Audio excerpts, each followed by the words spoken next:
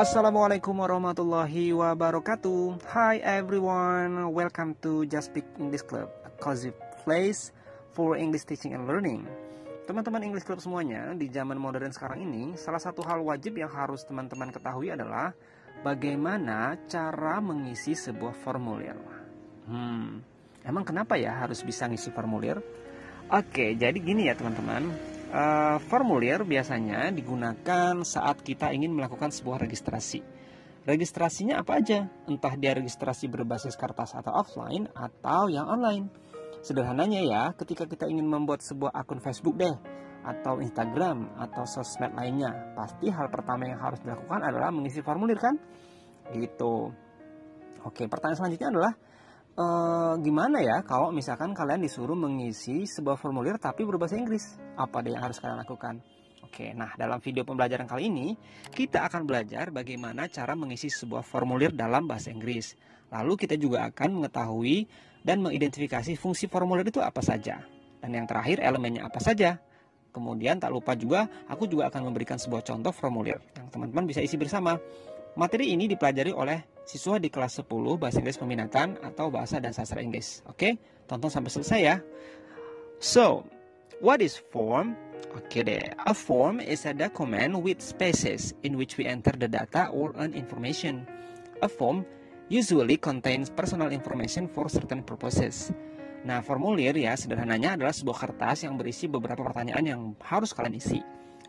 Formulir juga disebut dengan borang kalau dalam bahasa Indonesia. Formulir merupakan alat untuk merekam atau mendapatkan informasi. Biasanya berisi identitas diri dan demi keperluan orang tersebut. Nah, dokumen ini biasanya dibagi menjadi dua bentuk ya. Ada yang printed form atau offline dan satu lagi adalah online form.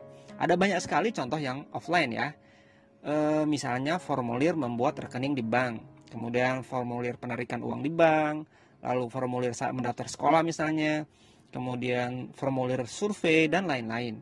Sedangkan formulir online kalian pasti sudah sangat familiar ya. Bisa aja berbentuk formulir isian untuk membuat akun media sosial, akun email atau akun Google gitu ya. Oke. Nah, pertanyaan selanjutnya adalah sebenarnya tujuannya apa sih formulir ini? Oke, secara khusus tujuannya sebenarnya disesuaikan dengan jenis formulir apa yang kalian isi, ya kan?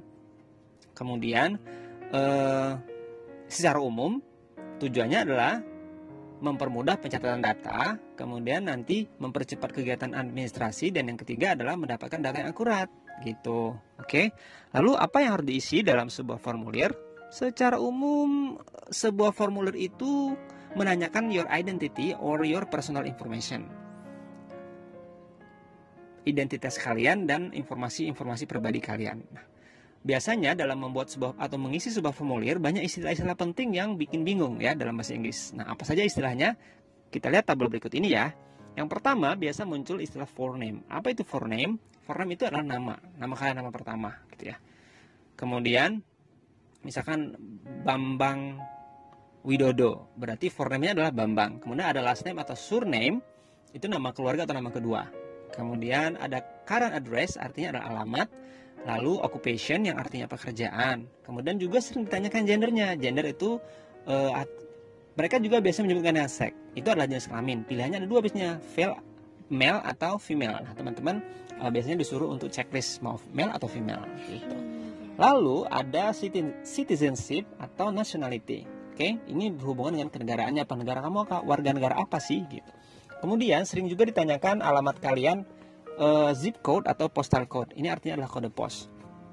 Kemudian lalu ada place of birth, tempat lahir, date of birth, tanggal lahir, age, usia, kemudian signature, tanda tangan kalian.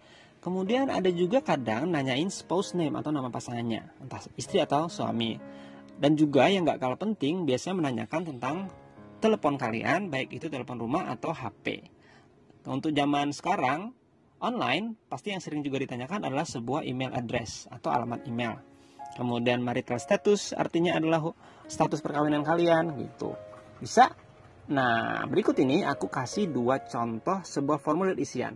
Yang pertama adalah isian atau formulir online Teman-teman pernah membuat Facebook, akun Facebook? Ya, kalau teman-teman pernah membuat Facebook, pasti familiar dengan formulir ini. Biasanya ditanyain tentang first name kalian, nama pertama kalian, surname-nya apa, kemudian phone number, email address, gendernya apa, tempat lahirnya, passwordnya apa gitu.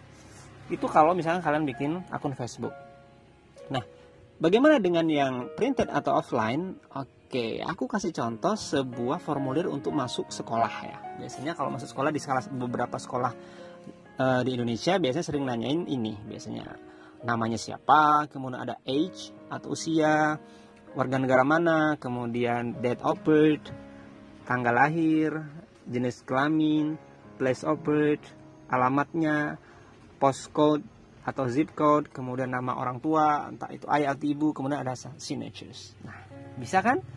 Oke, mudah-mudahan video pembelajaran hal ini bermanfaat ya, dan kalian nggak bingung lagi ketika disuruh untuk membuat sebuah